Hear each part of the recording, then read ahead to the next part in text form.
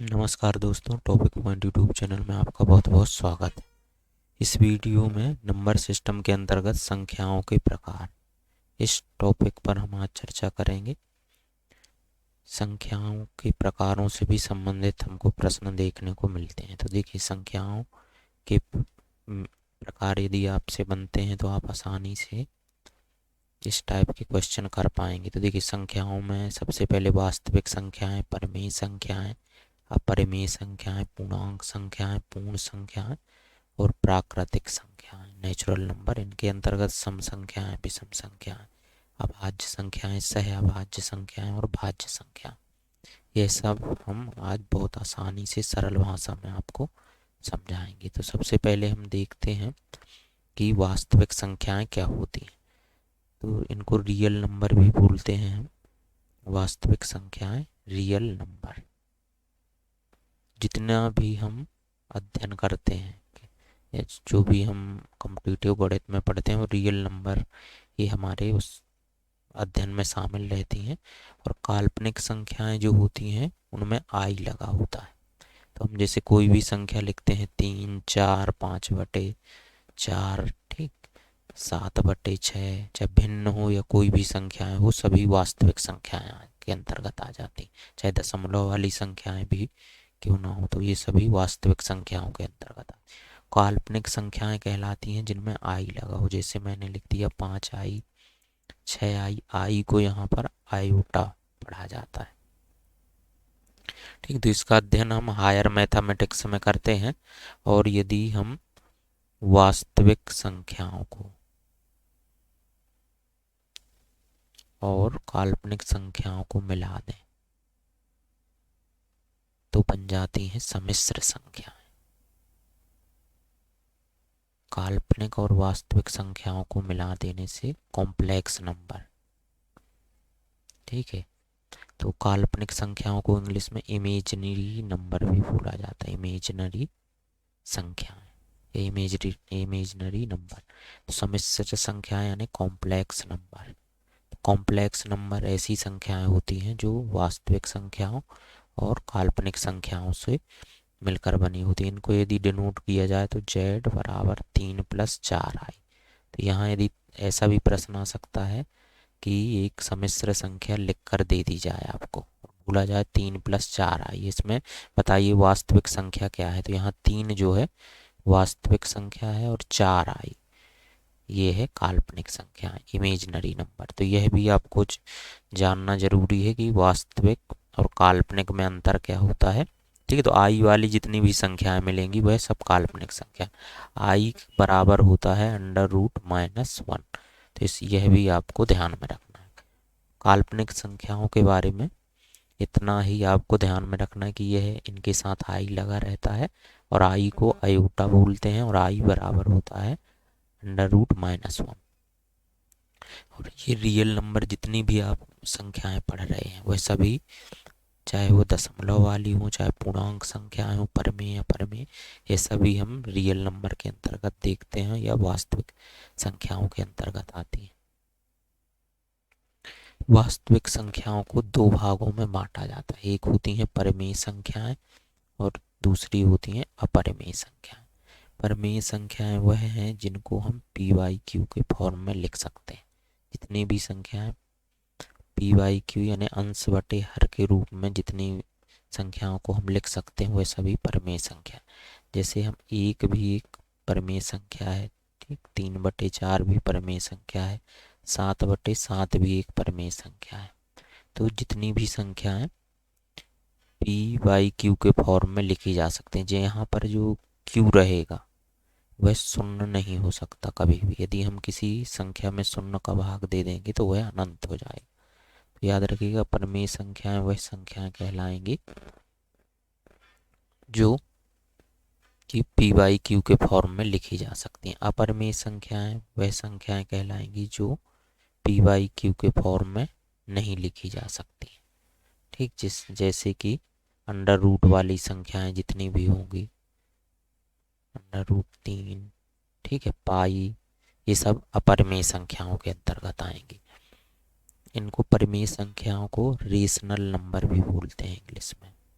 Rational number, और जबकि अपरिमेय संख्याओं को इर्रेशनल नंबर कहा जाता है, इर्रेशनल नंबर। तो यहाँ हमने परिमेय संख्याओं के बारे में क्या जाना, ऐसी संख्याएं जो पी बाई क्यू के फॉर्म में लिखी जा सकती हैं।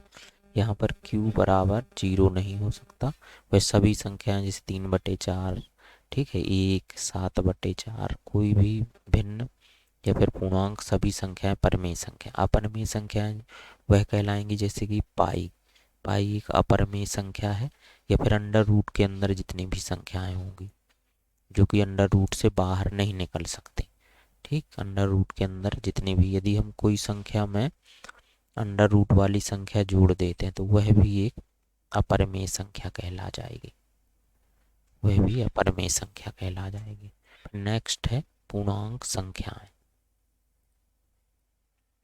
तो पूर्णांक संख्याएं हमको जनरली दो प्रकार के पूर्णांक मिलते हैं, एक होते हैं धनात्मक पूर्णांक और एक होते हैं ऋणात्मक पूर्णांक। और जैसे हम संख्या रेखा में देखें तो बीच में हमेशा रहता है 0, और इस तरफ लेफ्ट हैंड साइड माइनस में हम जाते हैं, और राइट हैंड साइड ये इस तरह से धनात्मक। तो पूर्णांक संख्याओं में 0 भी शामिल है, पूरी ऋणात्मक संख्याएं भी शामिल हैं, और पूरी धनात्मक संख्याएं भी। तो पूर्णांक संख्याएं क्या कहलाती हैं, इंटीजर भी बोलते हैं इनको।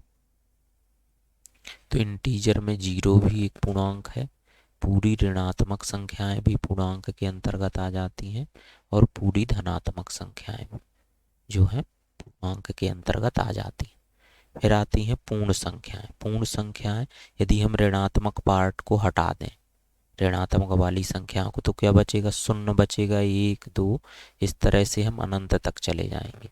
तो पूर्ण संख्याएं जो होती हैं 0 से शुरू होती हैं, इनको बोलते हैं होल नंबर, को बोला जाता है होल नंबर। तो यह संख्याएं 0 से शुरू होती हैं पूर्ण संख्या। कई बार प्रश्न आ जाता है कि 0 किसके अंतर्गत है, तो ये पूर्ण संख्याओं के अंतर्गत आता है, ठीक। पूर्ण संख्याएं 0 से शुरू होती हैं, 0 से लेके धनात्मक जितनी भी संख्याएं हैं वह सभी पूर्ण संख्याएं होल नंबर के अंतर्गत आती हैं। नेक्स्ट आती है हमारी प्राकृत संख्याएं या नेचुरल नंबर। प्राकृतिक संख्याओं को बोलते हैं नेचुरल नंबर।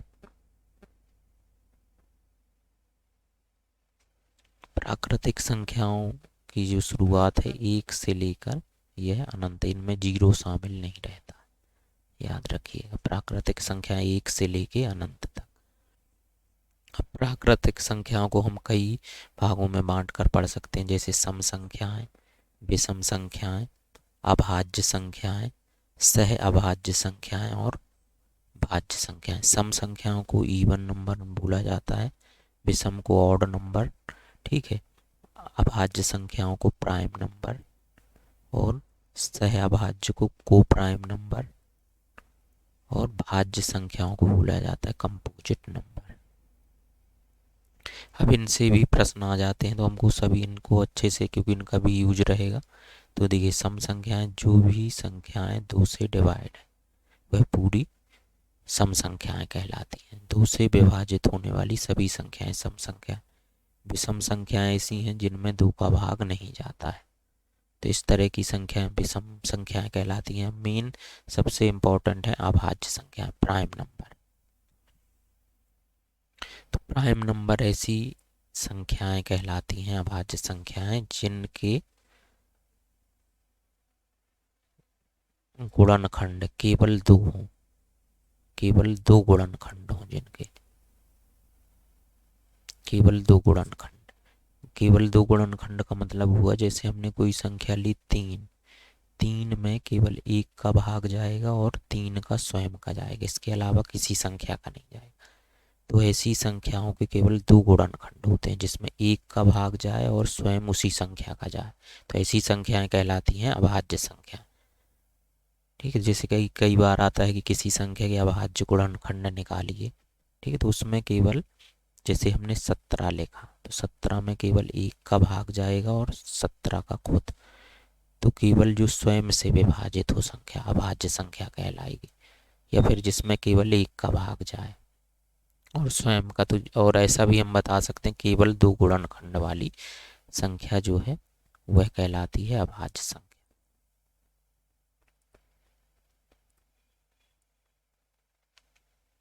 फिर नेक्स्ट है सह अभाज्य संख्याएं। तो सह अभाज्य संख्याएं कहलाती हैं को प्राइम नंबर। जैसे मैं दो संख्याओं का जोड़ा लिखूं, जैसे मैंने लिख दिया 11 और मैंने लिख दिया यहाँ पर 19, तो यह दो संख्याएं जो हैं आपस, ये दोनों कैसी संख्याओं का जोड़ा हो, दोनों अभाज्य संख्याओं के जोड़े को सह अभाज्य संख्याएं बोला जाता है।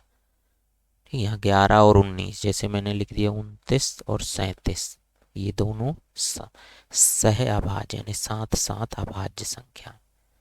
ठीक, दो अभाज्य संख्याओं का जोड़ा कहलाता है सह अभाज्य संख्या। नेक्स्ट हमारी संख्याएं हैं भाज्य संख्याएं, कंपोजिट नंबर। तो ऐसी संख्याएं जिनमें कि जिनके दो से अधिक गुणनखंड हो, जैसे हम 4 लिखते हैं। ठीक है, तो 4 में 1 का भी भाग चला जाएगा, 2 का भी और स्वयं 4 का भी। ठीक, तो इस तरह से भाज्य संख्याएं ऐसी संख्याएं हैं जिनके दो से अधिक गुणनखंड हो।